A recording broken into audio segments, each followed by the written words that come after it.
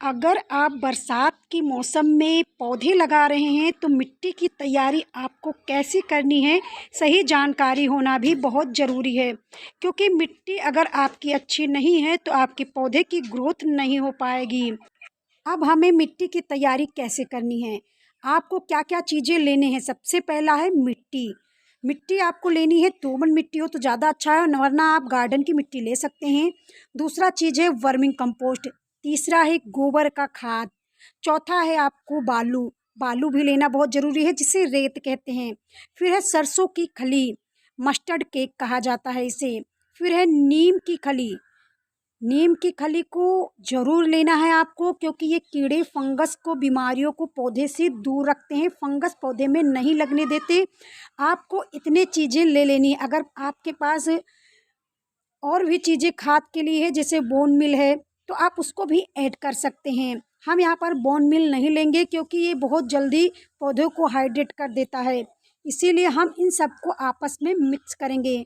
मिट्टी की तैयारी करने के लिए आपको कम से कम 50% मिट्टी लेनी है, 10% वर्मिंग कंपोस्ट लें, 10% गोबर का खाद लें।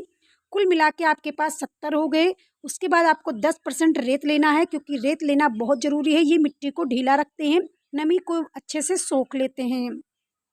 फिर आपको सरसों की खली लेनी है और नीम की खली लेनी है। आप इन सबको आपस में अच्छी तरह से मिक्स करेंगे। मिक्स करने के बाद जितने भी इसमें कंकड़ हो, रेत हो, कद्दर हो, उसको सारे को हटा देना है। मिट्टी को एकदम स्वस्थ और खूब अच्छे से मिक्स कर लेंगे। वैसे अगर बात करें तो पौधे के लिए सबसे अच्छी मिट्टी दोमट मिट्टी होती है। हम यहाँ पर गार्डन की अपनी मिट्टी ले रहे हैं। मिट्टी 3 प्रकार की होती है, इसको जानना भी आपको बहुत ज़रूरी है। चिकनी मिट्टी के कण ज़्यादा होते हैं, इसमें मिट्टी की जो उर्वरता होती है वो कम होती है और मिट्टी बहुत सख्त होती है। फिर होती है रेतीली मिट्टी। रेतीली मिट्टी में बालू के जो कण होते हैं अधिक मात्रा में होती है। और फिर होता है दोमट मिट्टी। दोमट मिट्टी सबसे बेस्ट मिट्टी होती है, इनमें सारे पोषक तत्व भी अच्छी तरह से पाए जाते हैं, बहुत उपजाऊ मिट्टी होती है। इसीलिए आपके पास अगर नहीं है तो आप गार्डन की मिट्टी ले सकते हैं और उसमें इन सारे तत्वों को मिक्स कर लें, अच्छे तरह से मिक्स कर लें।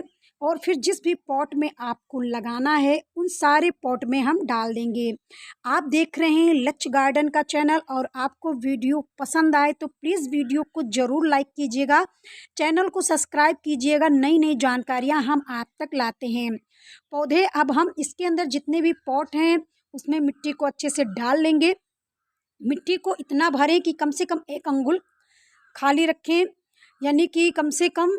और जब आप पानी डालेंगे तो ये थोड़ा बैठेगा, इसीलिए हम यहाँ पर मिट्टी का भराव थोड़ा ज़्यादा कर लेते हैं और पानी देने के बाद ये भर लेंगे। अब जिस भी पौधे को हमें लगाना है उस पौधे को इसके अंदर हम लगा देंगे। आप सभी प्रकार के पौधे को इसके अंदर लगा सकते हैं।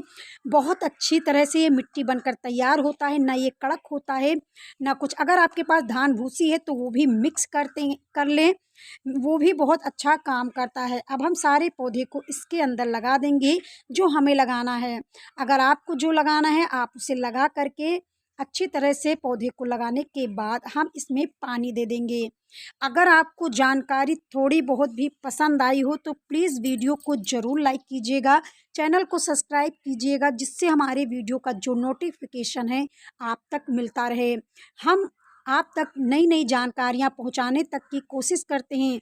अगर आपके पौधे में कीड़े फंगस लग जाते हैं, क्या होता है कभी कभी पौधे लगाने के बाद कीड़े नज़र आने लगते हैं, तो आप नीम ऑयल का स्प्रे करें। आप नीम ऑयल का स्प्रे करेंगे तो अच्छा रहेगा। ये प्राकृतिक कीटनाशक है, किसी भी प्रकार के कीट को मारने में सक्षम होता है। मिलते हैं अगले वीडियो में।